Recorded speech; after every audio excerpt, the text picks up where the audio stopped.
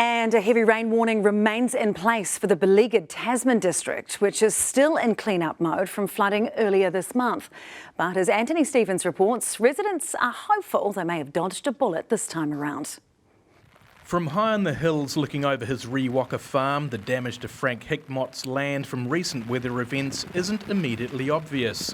But from ground level, the extent of the damage is heartbreaking. His vast vegetable crops now just a bed of mud after the creek that runs through his property burst its banks just over 2 weeks ago.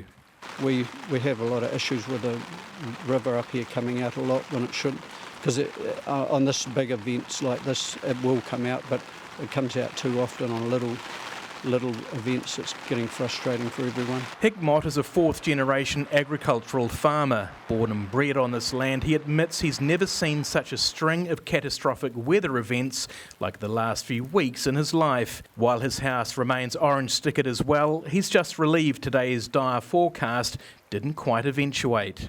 We haven't done much of a clean-up like with this. We'll let it dry, so we're just very fortunate that it's not in our fruit, so we can let it lie here. It's not killing anything. Despite the reprieve, Hickmott was in prevention mode, clearing the creek further down his property in case of more rain. Slips continue to cause issues into Kaiteri Beach, while the only road into Maraho remains closed. But all in all, there's a sense the region dodged a bullet today. I think we've been very fortunate. So we've had 4 of these forecasts. Two of them resulted in very significant events, and one between the first 2. And this one, we've definitely dodged a couple of bullets in the last 6 weeks.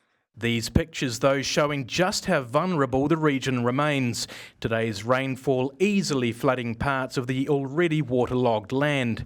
South in Tapawera, another area flooded by broken river banks 2 weeks ago, was also on high alert, but also got off lightly. Orange heavy rain warnings remain in place for Tasman, Nelson and Western Marlborough until late tonight. Just keep an eye on the weather. I think the wind has largely passed, so hopefully that's not going to be too much of a factor.